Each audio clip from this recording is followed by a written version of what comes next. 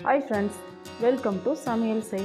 இன்றைக்கி பார்த்திங்கன்னா சூப்பர் டேஸ்டியான கேசரி எப்படி செய்கிறதுன்ட்டு பார்க்கலாங்க. கட்டியெல்லாம் பிடிக்காமல் ரொம்பவே சூப்பராக இருக்குங்க. ரொம்ப சிம்பிளாக செஞ்சிடலாம். ரொம்ப சாப்பிட்றதுக்கும் பார்த்திங்கன்னா ரொம்ப நல்லாயிருக்கும். இதை எப்படி செய்யலாம் அப்படின்றத பார்க்கலாமா? அதுக்கு பார்த்திங்கன்னா ஒரு கடாய் வச்சுக்கிறேன். கடாய் சூடானதும் 2 டேபிள் ஸ்பூன் அளவுக்கு நெய் சேர்த்துக்கிறேங்க. கேசரி செய்யும்போது நெய் சேர்த்து செய்யும்போது நல்லா வாசனையாக இருக்கும். நெய்யும் இது கூடவே நான் எண்ணெய் சேர்த்து செய்ய போகிறாங்க. ஃபஸ்ட்டு பார்த்திங்கன்னா முந்திரி திராட்சை வறுத்து எடுத்துக்கிறதுக்காக 2 டேபிள் ஸ்பூன் நெய் போட்டுக்கிறேன். நெய் நல்லா உருகி வந்ததும் நம்ம உடச்சி வச்சுக்கிற முந்திரி சேர்த்துக்கலாங்க. உங்களுக்கு எந்த அளவுக்கு தேவையோ அந்த அளவுக்கு சேர்த்துக்கோங்க. நான் பார்த்திங்கன்னா இன்றைக்கி 1 கப் அளவுக்கு ரவை எடுத்துருக்கேன். அந்த அளவுக்கு சேர்த்துக்கிறேங்க. முந்திரியும் திராட்சையும் சேர்த்துட்டு நல்லா மிக்ஸ் பண்ணி நல்லா கேஸ் கொஞ்சம் கம்மி வச்சுட்டு செய்யுங்க. ஏன்னு பார்த்திங்கன்னா டக்குன்னு கரிஞ்சிடும். அதனால் நல்லா மிக்ஸ் பண்ணிக்கோங்க. நம்ம போட்ட திராட்சை பார்த்திங்கன்னா நல்லா உப்பி பலூன் மாதிரி வரணுங்க. அந்த அளவுக்கு நல்லா பொரிச்சு எடுத்துக்கலாம். இப்போ பார்த்திங்கன்னா நல்லா பலூன் மாதிரி வந்துருச்சு. இப்போ வேறு ஒரு பிளேட்டில் எடுத்து வச்சுட்டு இது கூடவே இந்த நெய்லேயே பார்த்திங்கன்னா நான் கொஞ்சம் ஒரு 3 டேபிள் ஸ்பூன் அளவுக்கு எண்ணெய் சேர்த்து செய்ய போகிறேன். உங்களுக்கு நெய் போட்டு செய்ய விருப்பமாக இருந்தால் நெய் கூட சேர்த்து செஞ்சிடலாங்க. அதுவும் பார்த்திங்கன்னா டேஸ்ட் நல்லாயிருக்கும். இதில் பார்த்திங்கன்னா 3 டேபிள் ஸ்பூன் அளவுக்கு எண்ணெய் சேர்த்துக்கிறேன். எண்ணெய் நல்லா சூடானதுக்கப்புறமா நம்ம எடுத்து வச்சுக்கிற 1 கப் அளவுக்கு ரவை எடுத்துக்கிறேன். அதை சேர்த்துக்கிறேங்க. ரவை சேர்த்துட்டு நல்லா மிக்ஸ் பண்ணிக்கலாம். ரவை பார்த்திங்கன்னா நல்லா பொன்னிறமாக வறுக்கணுங்க. அப்போ தான் பார்த்திங்கன்னா டேஸ்ட் ரொம்பவே நல்லாயிருக்கும். இது பார்த்திங்கன்னா ஆல்ரெடி வறுத்த ரவை தான். இருந்தாலும் இது போல் நல்லா வறுத்து செய்யும்போது கேசரி பார்த்திங்கன்னா நல்லா முத்தாக சாப்பிட்றதுக்கு ரொம்ப டேஸ்ட்டாக இருக்கும். நீங்கள் கேசரி செய்யும்போது இது போல் செஞ்சு பாருங்கள். ரொம்பவே டேஸ்ட்டாக இருக்கும். நல்லா வறுத்து எடுத்துக்கலாம். வாசனை வரணுங்க. கேசரி இந்த ரவை வறுக்கும் போது நல்லா வாசனையாக இருக்கும். கலர் பார்த்திங்கன்னா முன்ன போட்டது கொஞ்சம் ஒயிட் கலராக இருந்துச்சு. இப்போ கொஞ்சம் கலர் மாறி வதங்கிக்குது. இந்த அளவுக்கு நல்லா வறுத்து எடுத்துக்கணும். இதுக்கப்புறமா தண்ணி 1 கப் தண்ணிக்கு பார்த்திங்கன்னா 3 கப் தண்ணியை நல்லா கொதிக்க வச்சுருந்தேன். அந்த தண்ணியை சேர்த்து நல்லா மிக்ஸ் பண்ணும்போது பார்த்திங்கன்னா ரவை கட்டே படாதுங்க. அந்த அளவுக்கு சாஃப்டாக வரும். இது போல் செஞ்சிங்கன்னா கட்டி எதுவும் வராதுங்க. அதனால தான் நான் தண்ணி தனியாக கொதிக்க வச்சு சேர்த்துருக்கேன். இதுக்கு முன்னாடி பார்த்திங்கன்னா தண்ணியை ஃபஸ்ட்டு கொதிக்க வச்சுட்டு அதுக்கப்புறமா ரவையை சேர்த்து செய்யும்போது 1, 2 கட்டி வந்துடும். இது போல் செய்யும்போது பார்த்திங்கன்னா கட்டி எதுவுமே வராதுங்க. இப்போ பாருங்கள் 3 கப் அளவுக்கு தண்ணி எடுத்து இதில் கொதிக்க வச்சு சேர்த்தாச்சு. சேர்த்துட்டு நல்லா மிக்ஸ் பண்ணிக்கோங்க. ரவை பார்த்திங்கன்னா நல்லா வேகணும். நல்லா மிக்ஸ் பண்ணிகிட்டே இருந்திங்கன்னா ரொம்பவே சூப்பரான கேசரி ரெடி ஆயிரும். இது கேசரி ரொம்ப சிம்பிள் தாங்க செய்கிறது. வாயில் வச்சு அப்படியே டக்குன்னு கரைஞ்சிரும். அந்த அளவுக்கு சாஃப்டாக டேஸ்ட்டாக செஞ்சிடலாங்க. இப்போ பார்த்திங்கன்னா சூப்பராக மிக்ஸ் பண்ணியாச்சு. இந்த அளவுக்கு நல்லா மிக்ஸ் பண்ணி ரவை வேகணுங்க. ரவை வேகிறதுக்கு ரொம்ப நேரம்லாம் எடுக்காது. கொஞ்ச நேரத்துலேயே ரவை பார்த்திங்கன்னா சூப்பராக வெந்துடும்.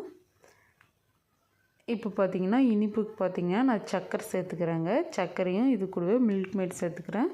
இது பார்த்திங்கன்னா ரொம்பவே சின்ன கப்பு. அதனால 1.5 கப் அளவுக்கு சர்க்கரை எடுத்துக்கிறேன்.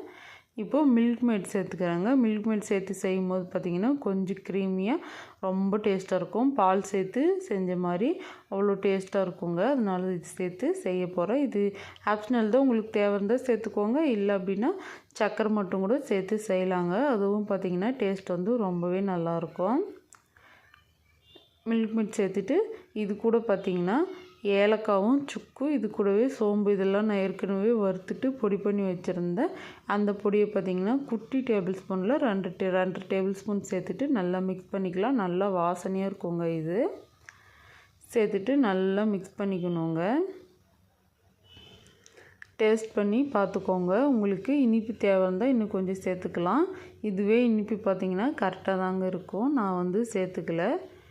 நல்லா மிக்ஸ் பண்ணி நல்லா இன்னும் கொஞ்சம் நேரம் வேக வச்சுக்கலாம். நம்ம சர்க்கரை போட்டு வேக வைக்கும்போது பார்த்திங்கன்னா கொஞ்சம் இலக்குனா ஆகும். இது போல் நல்லா மிக்ஸ் பண்ணி வேக வைக்கும்போது கரெக்டாக வந்துடும். இப்போ ஃபுட் கலர் சேர்த்துக்கிறேங்க. இது ஆப்ஷனல் தான். உங்களுக்கு விருப்பம் இருந்தால் சேர்த்துக்கோங்க. இல்லைன்னா அப்படியே செஞ்சுக்கலாங்க ஒயிட் கலராகவே. அதுவும் பார்த்திங்கன்னா நல்லாயிருக்கும். நான் இன்றைக்கி க்ரீன் கலர் சேர்த்துக்கிறேங்க. சேர்த்துட்டு நல்லா மிக்ஸ் பண்ணிக்கலாம். ஃபுட் கலர் வந்து தண்ணியிலே கூட சேர்த்து நீங்கள் இந்த ரவையில் சேர்த்து மிக்ஸ் பண்ணால் டக்குன்னு வந்து கரைஞ்சிடும்.